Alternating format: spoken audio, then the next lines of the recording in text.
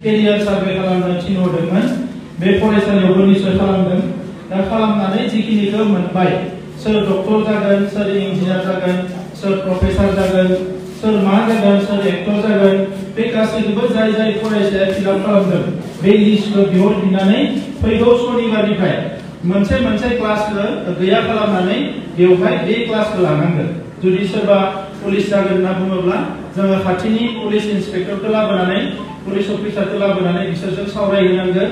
सोरबा डक्टर जागोन होनोबा डक्टरजों सावरायहोनांगोन इन्जिनियार जागोन होनोबा इन्जिनियारजों सावरायहोनांगोन प्रफेसर जागोन होनना बुङोब्ला प्रफेसरखौ लाबोनानै कलेजनिफ्राय सावरायहोनांगोन फरायसाफोरखौ जोङो दानिफ्रायनो मोजाङै गाइड खालामनांगोन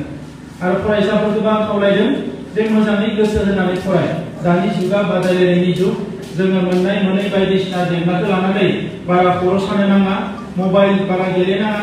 मोबाइलाव मोनसेल' जिनिस दङ गुगल आरो इउटिउब बे मोननायाव जोङो नायनो गोसोबा मोजां मोजां जिनिसफोरखौ नायनो हायो जायफ्रा दिनै इंलिश बुजियो बिसोरो गासिबो मुलुगखौनो गावनि आखाइ मोजोमाव लाबोनो हायो मबाइलनि गेजेरजों नाथाय जोङो फेसबुक गेलेनानै वाट्सएप गेलेनानै समखौ बारहोबा जानाय नङा फरायसाफ्रा मोजां गोसो होना फरायनांगोन 22 बोसोरसिम गोसो होनानै मोजां फरायनो हायोब्ला सासे फरायसाया जिउआव साक्सेस जानो हायो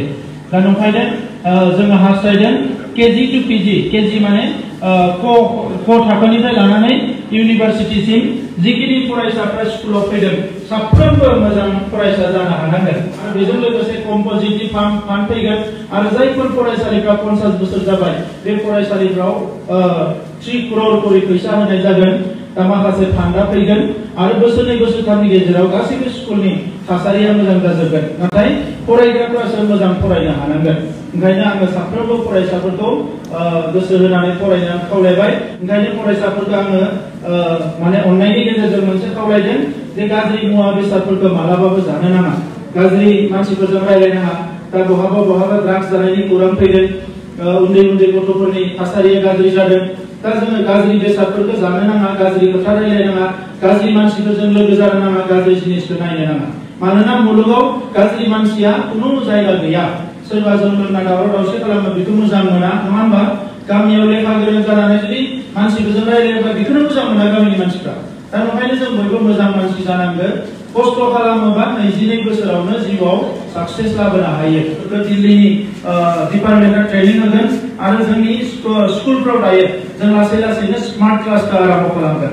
अनलाइन क्लास आरम्भ खालामगोन फरायसाफ्रा जुदि सोरबा फरायनो लुबैयोबा लाइब्रेरियाव स्कुल जोबखांनानै 1 घन्टा 2 घन्टा अनलाइन फरायनानै थांनो हागोन बर' लेखाफोरखौ गासैखौबो जोङो माने बेबायदि अनलाइन फरायनो हानाय बेबस्था खालामनानै CIL जों मोनसे रायलायनाय सोलिगासिनो दङ आरो CIL नि जि माइसुरनि सेन्टार मैया हराव हरनि 12टा बाजियाव CIL जों रायलायना थिग खालामबाय तामुलपुराव थांनाय लामायाव दाउखि होननाय मोनसे जायगा दङ बेवहाय CIL नि साब सेन्टार मोनसे central institute of Indian languages नि अफिस जागोन आरो बेजोंनो जोंहा बर' लेंगुवेजखौ डेभेलप खालामनायनि थाखाय हाबा मावनाया सोलिगोन